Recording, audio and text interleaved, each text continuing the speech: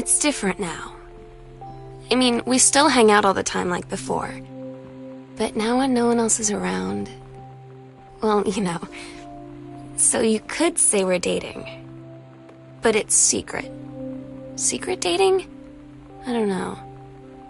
I mean, I guess that's the real difference. Now when we get off the phone, or go home for the night, or it's just quiet and we're alone, we say I love you.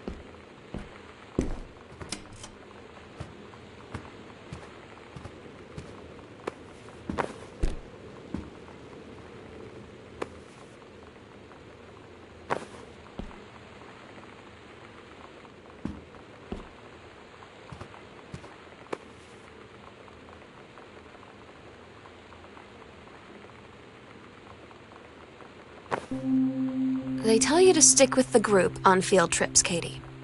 There's a reason for that. Lonnie and I snuck off on the side paths at Multnomah Falls and got a little lost. Okay, a lot lost. Like, for hours.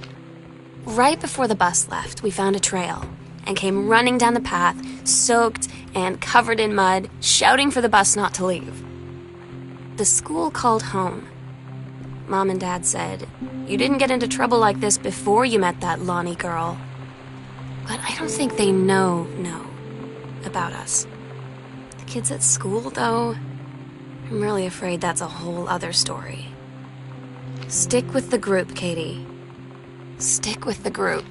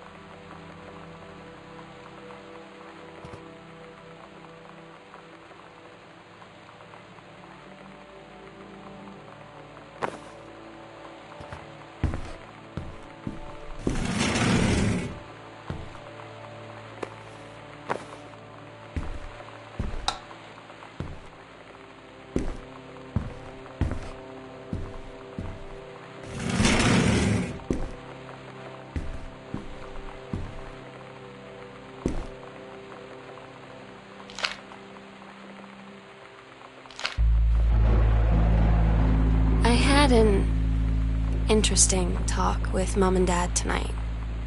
One you were never gonna need to have. I mean, you've known, right? I've known. I've known since, like, She-Ra. Mom and Dad didn't, I guess. But they saw the zine and the stuff on the locker, and they were like, is there something we should know about you and Lonnie? And so here's the thing. I was prepared for them to be mad, or disappointed, or start crying, or something. But they were just in denial. You're too young to know what you want. You and Lonnie are just good friends. You just haven't met the right boy. It's a phase. That's what I didn't see coming. That they wouldn't even respect me enough to believe me. Well, joke's on them, 'cause they're in for one very long phase.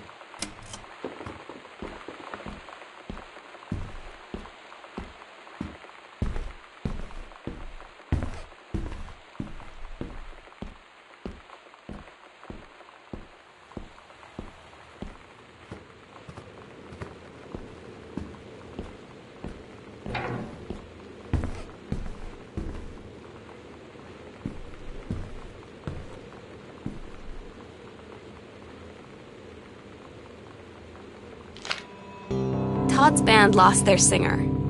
Todd said he sucked. Lonnie said he got sick of Todd's shit, and he was complaining about needing a new singer. So Lonnie was like, I can sing. And they were all kind of like, you can? And she was like, probably. But she's been rehearsing with them for like a week now. And I finally got to see them play in Todd's basement today. And she's actually really amazing. I feel so proud when she's on stage. It's incredible being in awe of someone you love. So everybody knows it's like a temporary situation till she ships out in June. But till then, I'm gonna be at every single show.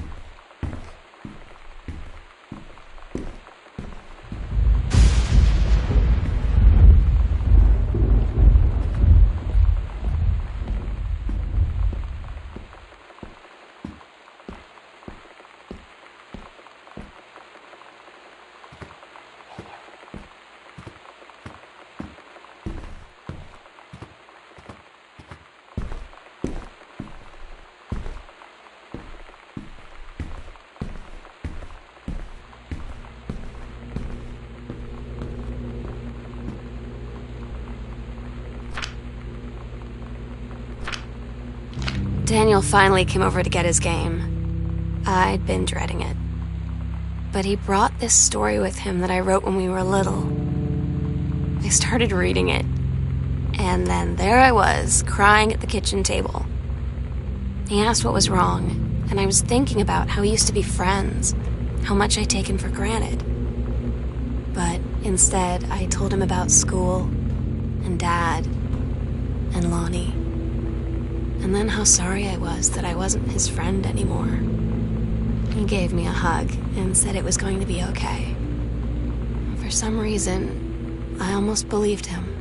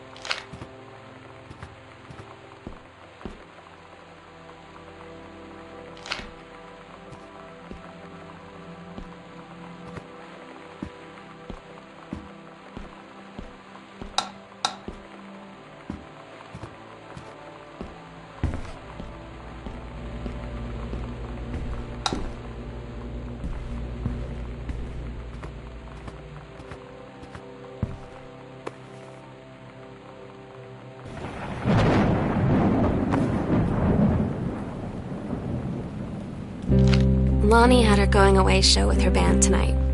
She's so incredible on stage. When she was singing, I could practically forget everything. That we only had 48 hours left. That I don't know what comes next. That I can't live without her. Then she dedicated the last song to me. I couldn't take it. I was out on the curb in the alley, sobbing till my ribs hurt. I would follow her anywhere, Katie. But I can't. Where she's going. After a long time, she found me. She said she was sorry. She said, I wish things could be different. I just wanted to make you happy. I said, I don't think you can anymore.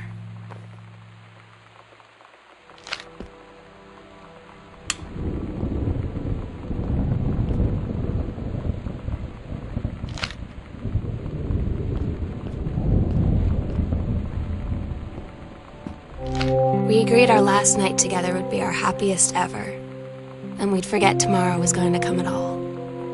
It worked for a while. We had a good time seeing Oscar off, then ran up to the attic to look through our photos, to find one for Lonnie to take with her. And looking at them, I realized they were all in the past, and there wouldn't be any more. And I didn't know what I was going to do. And I cried, and she held me.